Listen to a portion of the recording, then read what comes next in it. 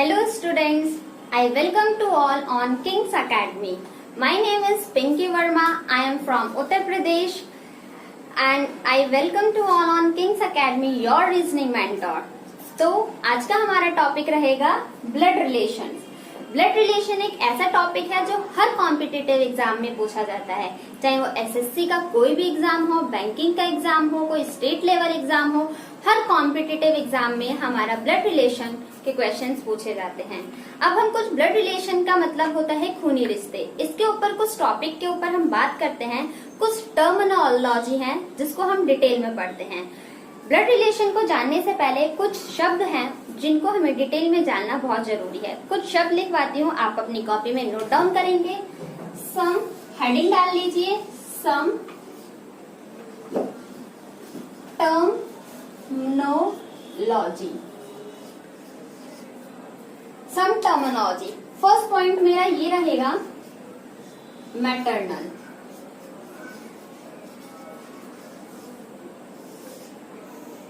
इस मैटरनल शब्द का मतलब क्या होता है? वो रिलेशनशिप्स, वो रिश्ते जो हमारे मदर की साइड से होते हैं, जो हमारे माता की तरफ से जो भी रिलेशन हमें पाए जाते हैं उन्हें मैटरनल रिलेशन बोलते हैं। फॉर एग्जाम्पल, जैसे हम अपने मामा को बोले तो वो हमारा मैटरनल साइड हो जाएंगे, मौसी हो गई वो हमारी मैटरनल साइड की हो जाएंगी, नाना नानी हो गई वो सब हमारे मैटरनल साइड के हो जाएंगे। So we will note on the relation on the mother side। सबको क्लियर हुआ होगा ये पॉइंट।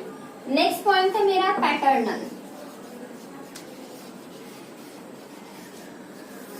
पैटर्नल पॉइंट से मेरा पता चल रहा है जो फादर की तरफ के रिलेशन हो गए। फॉर एग्जाम्पल, पापा के जो भाई हो गए हमारे चाचा जी पैटर्नल साइड के हो गए, बुआ जी पैटर्नल साइड की हो गई, दादा दादी पैटर्नल साइड के हो गए।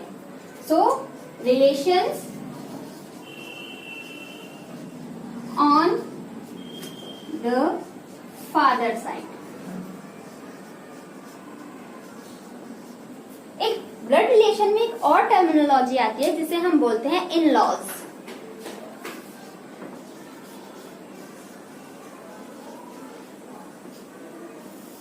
लॉस का मतलब होता है जो कानूनी तौर पे हमारे रिश्तेदार होते हैं। फॉर एग्जाम्पल, अगर हमारे फादर हैं तो फादर के जो पार्टनर, दैट्स मीन्स हमारी मदर हो गई, और मदर के जो साइड के रिलेशनशिप है वो हमारे फादर्स के इन लॉज हो जाएंगे। हमारे नाना नानी, मामा मामी वो हमारे फादर के इन लॉज हो गए। अगर मम्मी के पॉइंट ऑफ व्यू से बात की जाए तो जो हमारी मदर हैं तो मदर के इन लॉज कौन हो जाएंगे? दादा दादी, बुआ चाचा, ये मदर के इन लॉज हो जाएंगे। तो इसमें हम डेफिनेशन क्या लिख सकते हैं? Relations on the partners. Partners में हमारे आ जाएंगे स्पाउस। अब आप सब सोच रहे होंगे ये स्पाउस टर्म कैसा है? स्पाउस का मतलब होता है हस्बैंड या वाइफ, दोनों को। अगर हस्बैंड की बात की जाएगी तो हस्बैंड का स्पाउस कौन हो जाएगा? उसकी वाइफ। अगर वाइफ की बात करी जाएगी तो वाइफ का स्पाउस कौन हो जाएगा? हस्बैंड। तो हस्बैंड और वाइफ के रिलेशनशिप को एक दूसरे को स्पाउस बोला जाता है। जैसे हम बोलते हैं अर्धांगिनी, इस तरीके के टर्मिनोलॉजी को हम यूज कर सकते हैं, स्पाउस। अब एक टर्म आता है सिबलिंग्स।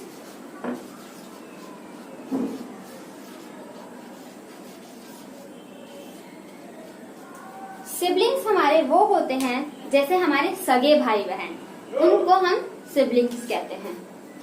रिलेशंस ऑन द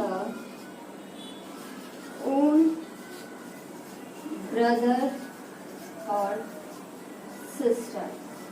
आप ब्रैकेट में ये लिख सकते हैं, सगे भाई बहन। आई होप ये सारे पॉइंट्स आप सबको क्लियर होंगे। अब इसके आगे हम कुछ और टर्मिनोलॉजी की बात करेंगे जो कि बेसिक होता है। ब्लड रिलेशन को, क्वेश्चंस को सॉल्व करने के लिए हमें कुछ बेसिक्स पॉइंट्स को जानने होते हैं, उनको अब हम डिस्कस करते हैं। रिलेशनशिप्स को नोट डाउन करवा रही हूँ, आप अपनी कॉपी में प्रॉपर नोट कर लीजिए।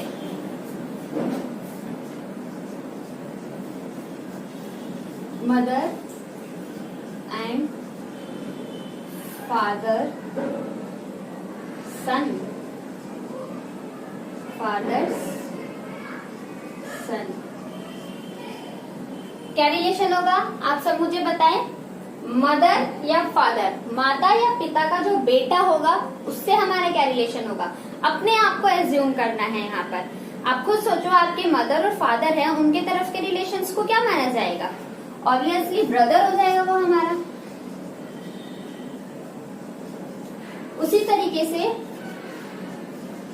मदर एंड फादर्स डॉटर, तो डॉटर क्या हो जाएगी हमारी, सिस्टर हो जाएगी। यहां तक बात क्लियर है सबको। नेक्स्ट, फादर्स ब्रदर, फादर्स के जो भाई, इस एपोस्ट्रोफी एस का मतलब होता है कि फादर के जो भाई वो क्या लगेंगे हमारे, अंकल। मदर्स के ब्रदर क्या लगेंगे हमारे, वो भी अंकल लगेंगे, लेकिन वो मैटरनल हो जाएंगे। क्लियर हुआ सबको। और ये वाले अंकल क्या हो जाएंगे, पैटर्नल हो जाएंगे। उसी तरीके से अब हम बात करते हैं फादर सिस्टर। अगर हमारे फादर की जो सिस्टर है वो क्या लगेंगी हमारी, ऑफ कोर्स बुआ कहते हैं, लेकिन बुआ को इंग्लिश में हम क्या बोलेंगे, आंट। किस तरफ से हो जाएंगी वो, पैटर्नल। अगर हम मदर की सिस्टर की बात करें तो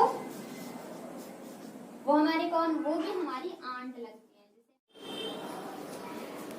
कुछ पॉइंट्स हमने अभी वहां पढ़े थे, अब कुछ टर्मिनोलॉजी मैंने लिखी है, बस मैं इनको समझाती चलूंगी, आप अपनी कॉपी में नोट डाउन करते चलना। पहला है हमारा सन्स वाइफ। सन बेटे की पत्नी क्या लगती है, तो डॉटर इन लॉ बोलते हैं, बहू। डॉटर हस्बैंड, बेटी का पति क्या लगता है, sons in law, that's means दामाद बोलते हैं इसे हम। हस्बैंड हो या वाइफ हो, उसकी सिस्टर क्या लगेगी, सिस्टर इन लॉ, साली भी लग सकती है, और अगर मदर की तरफ से होगी तो नंद हो जाएगी। हस्बैंड और वाइफ ब्रदर क्या हो गया, ब्रदर इन लॉ। पापा की तरफ से है तो साले लगेंगे, मम्मी की तरफ से है तो देवर हो जाएंगे। ब्रदर और सिस्टर्स सन, भाई या बहन का बेटा तो कौन हो जाएगा, वो नेफ्यू, भतीजा। ब्रदर और सिस्टर्स डॉटर, भाई या बहन की कोई डॉटर है तो वो क्या हो जाएगी, नीस, भतीजी। सिस्टर हस्बैंड, अगर किसी सिस्टर के जो हस्बैंड है वो हमारे क्या लगेंगे, brother in law, that's mean जीजा जी। अगर किसी वाइफ के हस्बैंड है तो वो क्या लगेंगे, सिस्टर इन लॉ। फादर और मदर्स फादर, हमारे पापा के पापा हो गए या मम्मी के पापा हो गए तो वो हमारे क्या लगेंगे, ग्रैंडफादर। फादर और मदर्स मदर, वो भी हमारी क्या लगती, अगर पापा की तरफ की मम्मी है तो वो भी ग्रैंड मदर, और मम्मी की मम्मी है तो भी ग्रैंड मदर। आप इन सबको एक बार नोट डाउन कर लीजिए। हम ब्लड रिलेशंस के क्वेश्चन सॉल्व करते हैं तो हम एक ट्री बना के क्वेश्चन सॉल्व करते हैं, जिसे हम बोलते हैं फैमिली ट्री। फैमिली ट्री हमारी कैसे बनती है, कभी भी कोई भी ब्लड रिलेशन का क्वेश्चन सॉल्व करते टाइम हमें अपने आप को ध्यान में रख के सारे रजिस्टर जोड़ने पड़ेंगे। तो सबसे पहले आप अपने आप को यहाँ पर सेल्फ एज्यूम कर लो, ये सोचो ये आप हो, ठीक। आपकी से जो ऊपर वाली जनरेशन होगी वो कौन हो जाएंगे, दो लोग हो जाएंगे, जिसमें कौन आएंगे, मदर और फादर। ये आपसे ऊपर की जनरेशन है, ठीक है। अगर इन मदर और फादर के ऊपर की जनरेशन की बात करें तो कौन हो जाते हैं, ग्रैंड मदर और ग्रैंडफादर। यहां तक क्लियर है। आपके अगर बच्चे हैं तो वो हम फोर्थ जनरेशन में लेते हैं, वो कौन हो जाएंगे, सन, सन या फिर डॉटर।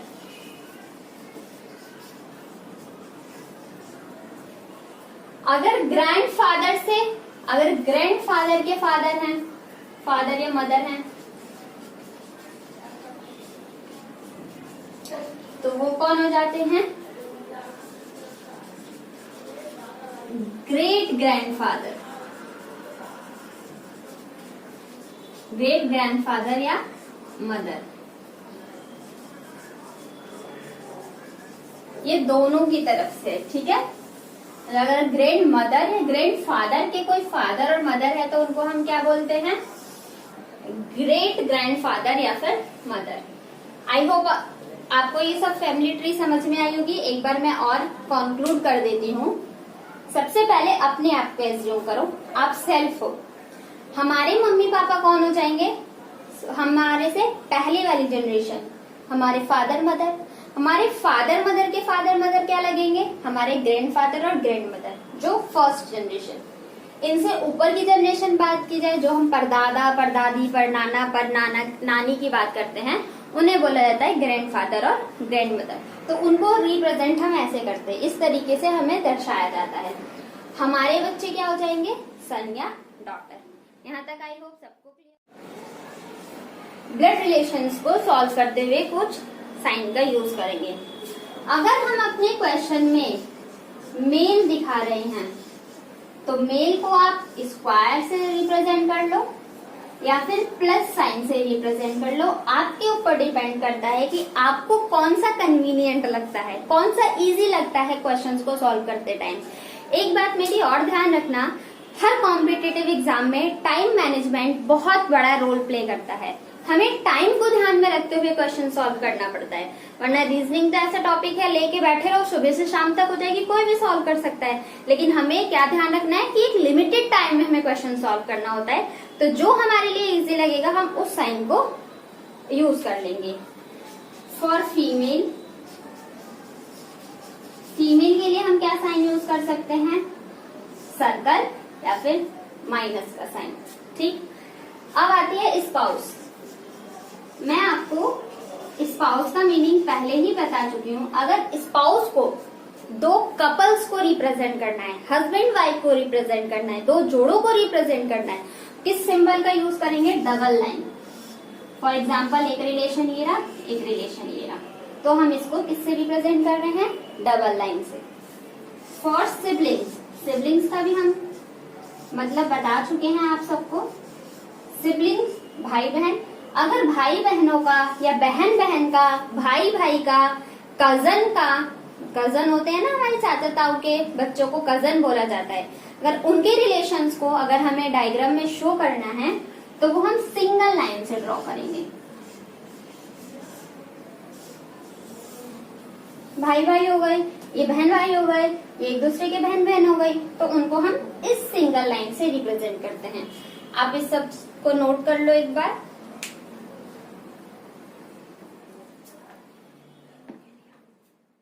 आइए तो अब हम आगे बढ़ते हैं। ये पॉइंट आपको अभी हमने क्या क्या पढ़ा है उसको एक बार कंक्लूड कर लेते हैं। सबसे पहले हमने पढ़ा ब्लड रिलेशन क्या होता है, कुछ टर्मिनोलॉजी की बात करी थी जो कि क्वेश्चन सॉल्व करते टाइम बहुत इंपॉर्टेंट रहता है। कुछ रिलेशनशिप्स की बात करी थी कि इसको क्या कहते हैं, फादर की मदर को क्या कहेंगे, फादर के सिस्टर को क्या कहेंगे। अब हमारा नेक्स्ट, और हमने कुछ सिंबल्स की बात करी। ये हमारा था बेसिक पॉइंट्स। अब देखते हैं किस तरीके के क्वेश्चंस हमारे कॉम्पिटिटिव एग्जाम में पूछा जाता है। So types of, wait a bit, हम बात करते हैं टाइप्स ऑफ क्वेश्चन। हमारे कॉम्पिटिटिव एग्जाम में किस तरीके के क्वेश्चंस पूछे जाते हैं उसके ऊपर हम डिटेल में डिस्कशन करते हैं। टाइप्स ऑफ क्वेश्चंस, 3 तरीके के क्वेश्चन पूछे जाते हैं। पहला है इंडिकेटिंग फॉर्म।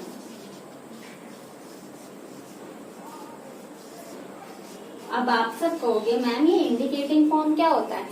इंडिकेट का मतलब होता है किसी चीज को दर्शाना, डेमोन्स्ट्रेट करना। मैं बोलती हूँ उसको, तो ये मैंने क्या बोला, उसको, मैं उसको इशारा कर रही हूँ, इंडिकेट कर रही हूँ। अब वो कौन है वो हमें इस ब्लड रिलेशन से फाइंड आउट करेंगे। क्लियर हुआ? Indicating form.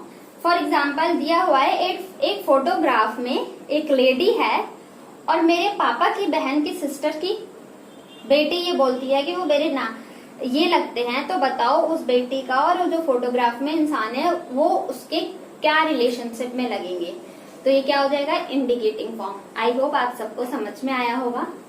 सेकंड है हमारा पजल फॉर्म।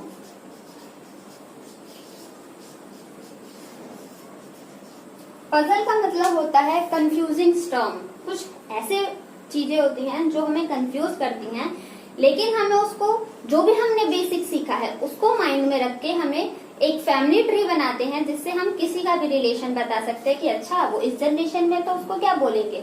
इस तरीके की पजल फॉर्म के क्वेश्चन आते हैं। मैं इन सबके एग्जांपल्स भी दूंगी जिससे आपको क्लियर हो जाए कि इन टॉपिक से किस तरीके के क्वेश्चंस हमारे एग्जाम में देखे जाते हैं। नेक्स्ट होता है कोडिंग फॉर्म। देखो, इसमें हमें रिलेशनशिप के बारे में बताया होता है, इसमें भी हमें बताया होता है, लेकिन कोडिंग फॉर्म में कुछ कोड दिए जाते हैं। फॉर एग्जाम्पल उस कोड में ये बोल दिया कि फादर को रिप्रेजेंट कर रहा है हैज से, मदर को रिप्रेजेंट कर रहा है एट द रेट से, तो ये इसके कोड हो जाएंगे। और क्वेश्चन में पूछेगा एट द रेट, हैज, इन दोनों का रिलेशनशिप बताओ। तो इस तरीके की कोडिंग, इस तरीके के फॉर्म को हम क्या बोलते हैं, कोडिंग फॉर्म। ठीक है, अब इन तीनों पे हम क्वेश्चंस कर करके देखेंगे कि किस किस तरीके के क्वेश्चंस पूछे जाते हैं।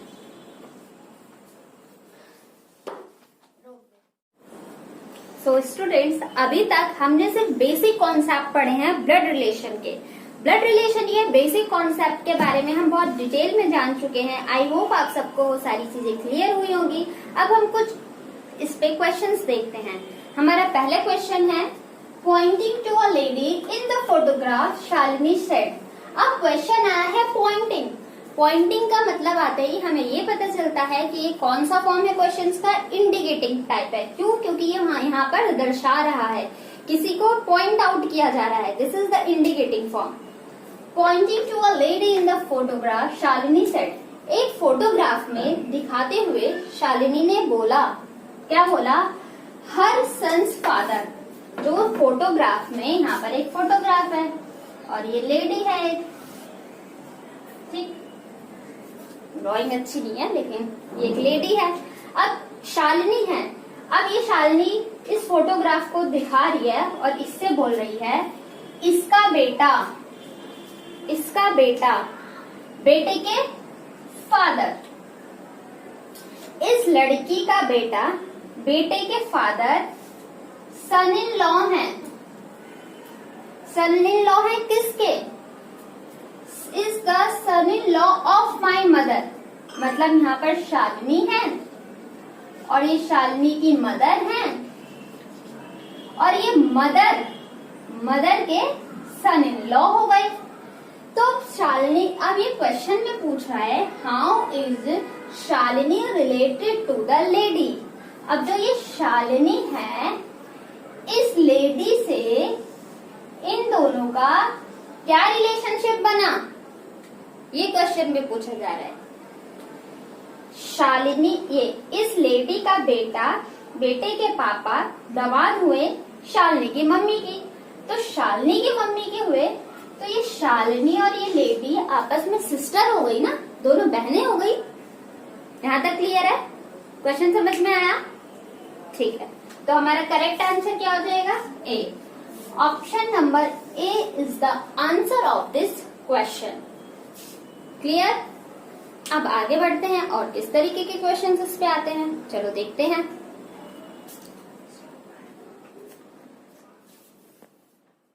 सो स्टूडेंट्स, अब हमारा सेकंड क्वेश्चन है। अब हम इस क्वेश्चन को बहुत ध्यान से समझते हैं और बहुत डिटेल में इस क्वेश्चन को सॉल्व करते हैं। आइए पढ़ते हैं इस question. Pointing to a woman, Nirmal said. एक वुमन को इंडिकेट करते हुए निर्मल ने बोला, she is the only daughter of my wife's grandfather's only child. It's so confusing, right? How is the woman related to Nirmal? Women कैसे related है निर्मल से?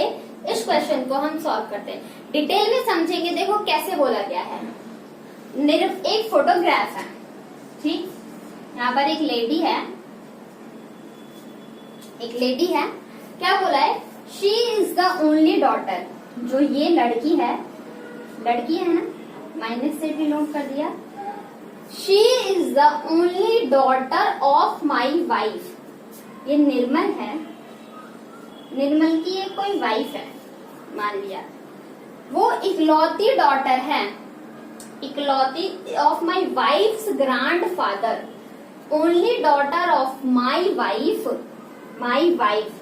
निर्मल की वाइफ के ग्रैंडफादर होंगे तो ऑब्वियस ही है यहाँ पर उनकी जनरेशन होगी, ठीक।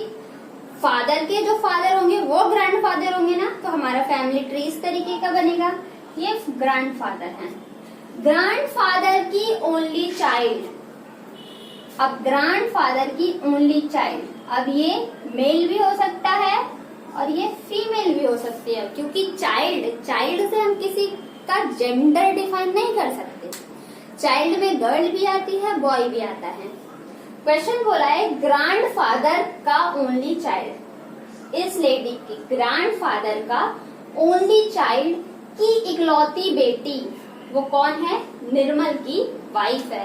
तो ये निर्मल था ना, तो ये निर्मल की वाइफ। अब इनका इकलौती चाइल्ड, ग्रैंडफादर के इकलौती चाइल्ड, ग्रैंडफादर के बेटी की इकलौती, बेटा या बेटी की इकलौती चाइल्ड, ठीक, ये हो गई। तो पूछा गया है क्वेश्चन में, how is the women related to Nirmal. अब ये वुमेन निर्मल से कैसे रिलेटेड है, हमें साफ साफ डायग्राम से पता चल रहा है।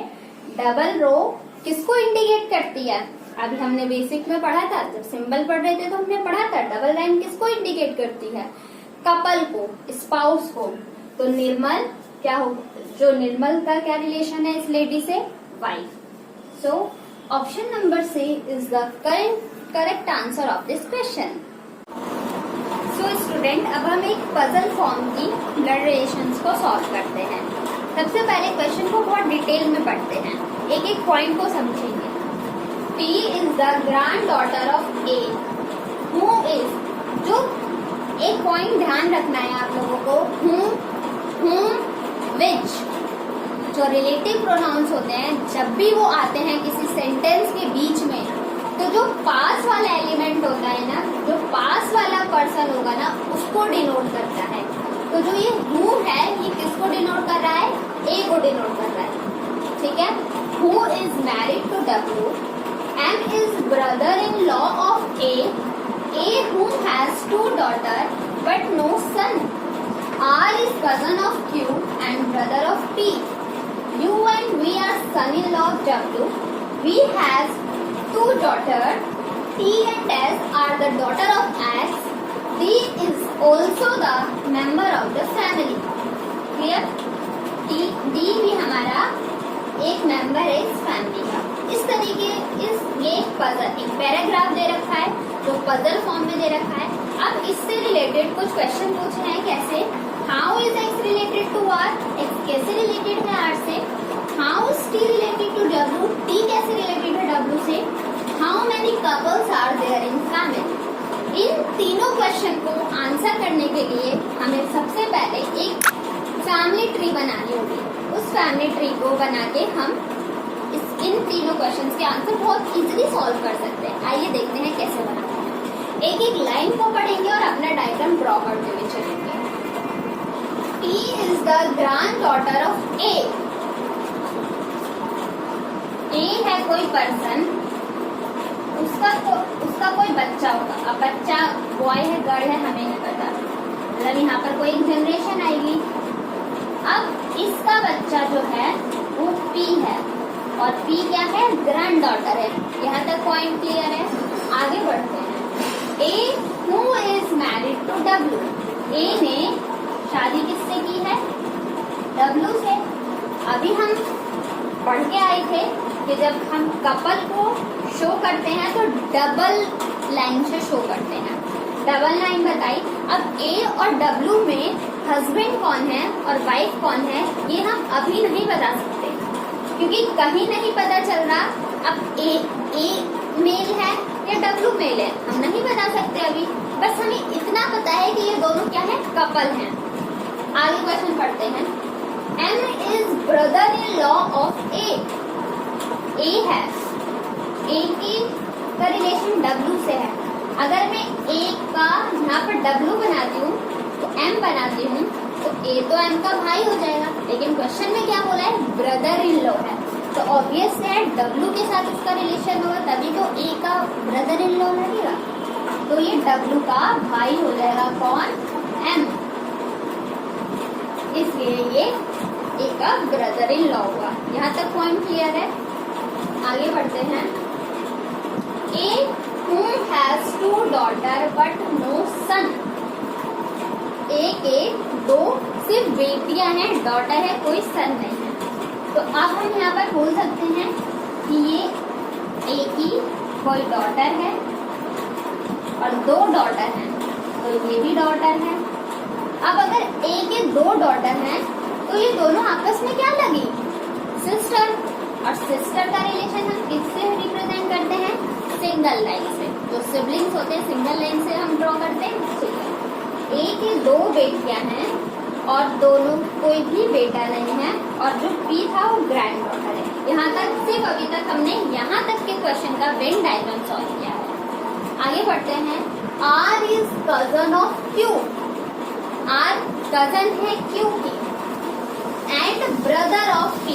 अब ध्यान से सुनना, यहाँ पर एक टर्म आया है एंड। जो ये एंड है ना, ये किसको रिप्रेजेंट करता है, जो फर्स्ट एलिमेंट होता है।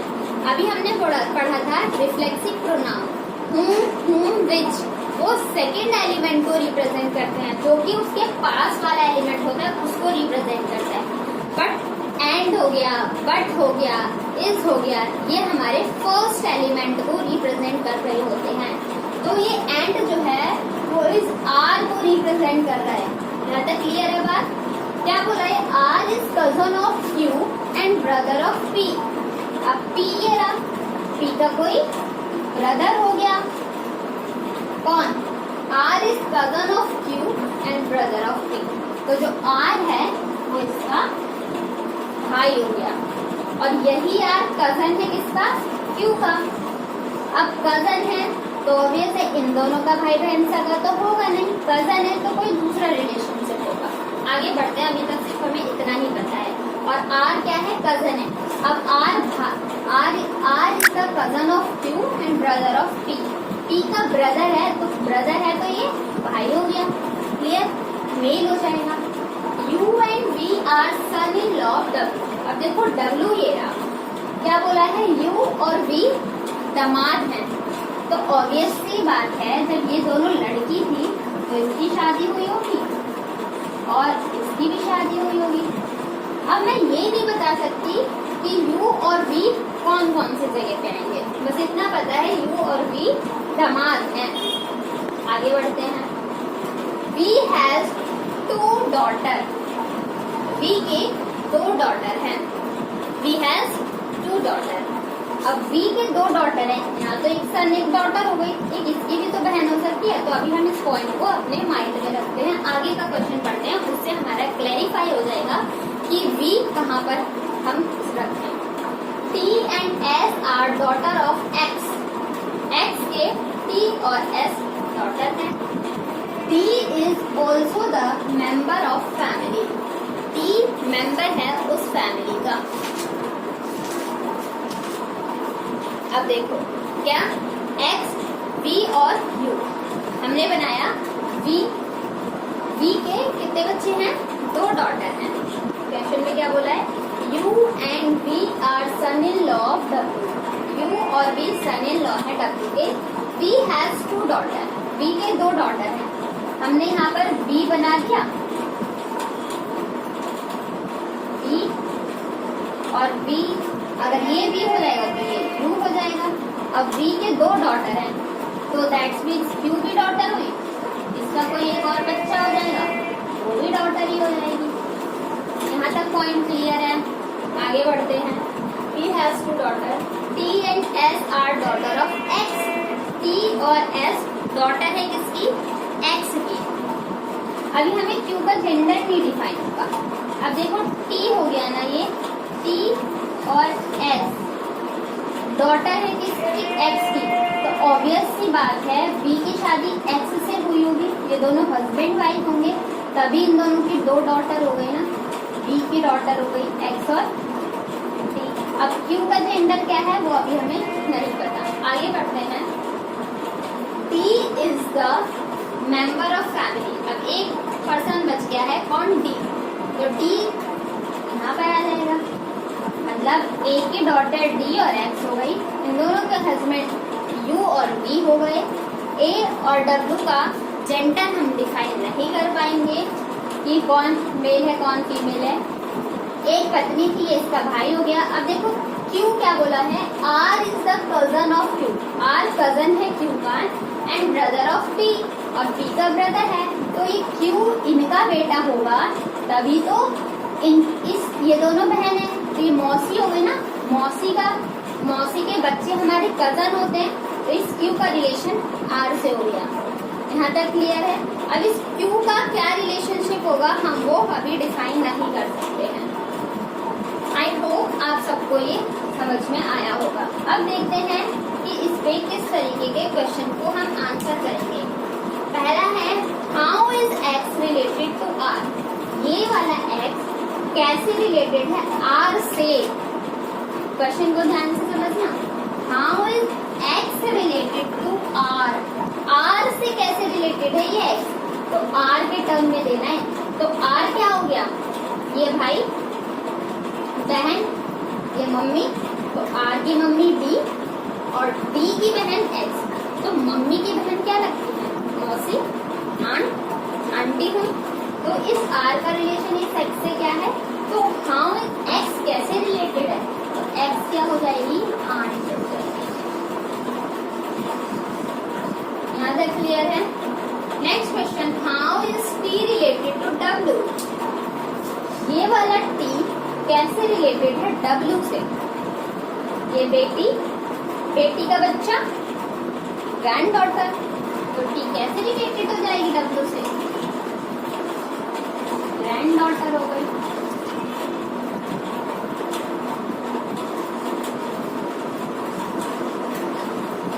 एंड द लास्ट क्वेश्चन क्या पूछा है? हाउ मेनी कपल्स, जोड़े, are there in the family. ये एक फैमिली ट्री है, इसमें कितने जोड़े हैं? देखो पहला जोड़ा तो ये हो गया, दूसरा जोड़ा ये हो गया, तीसरा जोड़ा ये हो गया। How many couples? There are 3 couples. Clear? आपको ये समझ में आया? आप इसको एक नोट डाउन कर लो पूरे को, ठीक है। आई होप आप सबको ये क्वेश्चन क्लियर हुआ होगा। अब हम एक लास्ट फॉर्म पढ़ेंगे जो होता है कोडिंग फॉर्म। कोडिंग फॉर्म का एक क्वेश्चन समझाती हूँ। आपको इस पे बहुत से बहुत ज्यादा प्रैक्टिस करनी होगी। जैसे जैसे आप प्रैक्टिस करोगे ना, इस चीज के हैबिचुअल हो जाओगे। जब आपको हैबिट हो जाएगी ना, तो अभी तो हम सीख रहे हैं तो हमें इतना टाइम लग रहा है। जब हैबिट हो जाएगी तो ये बस ऐसे करते करते अपने आप हाथ चलता है क्वेश्चन पढ़ते पढ़ते, और सारे क्वेश्चन इजीली सॉल्व हो जाते हैं। आइए अब हम थर्ड क्वेश्चन, नेक्स्ट क्वेश्चन की तरफ चलते हैं। सो स्टूडेंट्स, अब हमारा टॉपिक, अब हम एक कोडेड फॉर्म का क्वेश्चन सॉल्व करते हैं और देखते हैं कोडेड फॉर्म के क्वेश्चन किस तरीके से पूछे जाते हैं। आपके बोर्ड पे एक क्वेश्चन लिखा है, read this question. A plus B, इसका मतलब क्या है? A son of B। Divide का मीन्स क्या है? A is wife of B। And multiply का मीन्स क्या है? A is brother of B। ये रिलेशनशिप शो करी गई है एक कोड लैंग्वेज में। इस कोड लैंग्वेज को हमें समझना होगा और अपने वेन डायग्राम को, फैमिली ट्री को बना के अपने क्वेश्चंस को सॉल्व करना होगा। A minus B means B is daughter of A। ध्यान रखना, माइनस का मतलब जो सेकंड पर्सन होगा ना वो डॉटर है A का। अब क्वेश्चन क्या पूछा है? How is m related to l in the expression. ये हमें एक एक्सप्रेशन दिया गया है। अब इस एक्सप्रेशन में इस l m का क्या रिलेशन है इस l से। सबसे पहले अब इस चीज को हम एक अपने कोड फॉर्म में अपने इजी के लिए, अपने कन्वीनियंट के लिए साइड में लिख देते हैं। क्या? प्लस का मीन्स सन, डिवाइड का मीन्स वाइफ, मल्टीप्लाई का मीन्स ब्रदर और यहाँ पर माइनस का मीन्स डॉटर। ये हमें क्वेश्चन में बोला गया है कि आपको यही मानना है, ठीक है। क्वेश्चन अब हम इसका फैमिली ट्री बनाते हैं। देखो L मल्टीप्लाई R, क्या मतलब हो गया? यहाँ पर मल्टीप्लाई हो जाएगा L is the brother of R plus वो डिवाइड का मीन्स क्या है? मल्टीप्लाई का मीन्स क्या है? ब्रदर। तो L ब्रदर है R का, तो L is brother of R। यहाँ तक क्लियर है? आगे क्या बोला गया है? R प्लस Q, प्लस का मीन्स क्या है? Son. R is the son of Q, R is the son. R बेटा है किसका? Q का बेटा है। ये बात क्लियर हुई? तो R भी क्या हो गया हमारा? मेल हो गया। अब ये दोनों भाई हैं, तो इस Q का बेटा भी तो L हो जाएगा ना। क्लियर? फिर बोला है Q डिवाइड M, डिवाइड का मीन्स क्या है? वाइफ। तो क्या बोला गया है? Q is the wife of M, Q is the wife of M। Relationship show करता है, डबल लाइन से शो करेंगे। और देखो M के रिलेशनशिप के बारे में नहीं पता, लेकिन आप खुद बताओ, अगर ये वाइफ है और इन दोनों की शादी हुई है तो बच्चा वो ऑब्वियसली मेल ही तो होगा ना। तो अगर ये वाइफ है, फीमेल है, और ये इसका हस्बैंड है तो मेल हो जाएगा ये रिलेशन। अब इससे हम आसानी से अपने क्वेश्चन का आंसर दे सकते हैं। क्या पूछा था? How is M related to L। M कैसे रिलेटेड है L से? तो M ये रहा और L ये रहा, तो M क्या हो जाएगा? फादर। हमारा आंसर क्या हो जाएगा इस क्वेश्चन का? Father. How M is related to L। इन दोनों का रिलेशनशिप क्या है? फादर और सन का। क्लियर हुआ? इस तरीके की कोडेड फॉर्म के क्वेश्चंस पूछे जाते हैं। एक क्वेश्चन और हमारा नेक्स्ट क्वेश्चन है, what should be place in the place of question mark to establish that T is the father of Q। अब हमें बोला गया है, हम ऐसे इस जो ये एक्सप्रेशन दिया है इस क्वेश्चन मार्क पे ऐसा कौन सा सिंबल हम लगाए ताकि वो क्या रिप्रेजेंट कर दे? ये T फादर बन जाए Q का। हमें ऑप्शन दिए गए हैं, आओ देखो कैसे करते हैं। पहले बोल रखा है Q इंटू P। मल्टीप्लाई का साइन हमें क्या रिप्रेजेंट कर रहा है? मल्टीप्लाई का साइन बताता है कि brother. Then Q is the brother of R। और क्वेश्चन में हमें बताना क्या है? T फादर है Q का, तो T जब फादर बनेगा Q का तो फादर के लिए कौन सा रिलेशनशिप बताएंगे? Son. That's means T is the son of P। तो यहाँ पर कौन सा साइन आ जाएगा? प्लस का साइन इंडिकेट करेगा, तो यहाँ पर हम प्लस लगा सकते हैं। अब देखो आगे बोला गया है T इंटू R। T भी क्या है? ब्रदर है किसका? R का। सॉरी यहाँ पर P आएगा, माय बैड, मेरी मिस्टेक थी। क्वेश्चन में P बोला था, मैंने R लिख दिया था। T is the brother of R। T brother है R का, ठीक। अब यहाँ पर V दे रखा है, यहाँ से यहाँ के बारे में हमें कुछ नहीं पता, लेकिन T से Q के रिश्ते के बारे में पता चल चुका है। तो T is the father of Q। अब यहाँ V को हम कैसे रिलेट करें? तो V को रिलेट करने के लिए आगे बोला गया है, अब हमें T और Q के बीच का रिश्ता तो पता चल गया कि प्लस का साइन हो जाएगा। इस क्वेश्चन को हम ऑप्शन की हेल्प से करते हैं। देखो क्या होगा। P पहले अगर मैं मल्टीप्लाई लेके चलूँ तो P is the brother of V होगा, और क्या टी का रिलेशनशिप आ जाएगा क्यू से? Should be relationship that T is the father of Q. T father होना चाहिए क्यू का। तो एक चीज तो हमें पता चल गई कि यहाँ पर प्लस का साइन आ जाएगा। अब इस V का रिलेशन क्या होगा इस P से और इस T से? तो ऑब्वियस है ये इन्हीं के टर्म में आएगा ना, ये V यहीं पर आ जाएगा और V हमारा क्या बन जाएगा? इसका ब्रदर। तो T Q का भी हो जाएगा और इसका भी फादर हो जाएगा। तो हमारा कौन सा ऑप्शन मैच करेगा? यहाँ पर तो प्लस का साइन है था और ये ब्रदर लगाया है, तो ब्रदर के लिए कौन सा साइन आएगा? मल्टीप्लाई। तो कौन सा ऑप्शन सही बैठेगा? हमारा option number C is the correct answer of this question. I hope आपको ब्लड रिलेशन बहुत अच्छे से समझ में आया होगा। इस तरीके के क्वेश्चन पे आप ज़्यादा से ज़्यादा प्रैक्टिस करिए, जिससे आपका ये कॉन्सेप्ट बेसिक सब कुछ क्लियर हो जाएगा।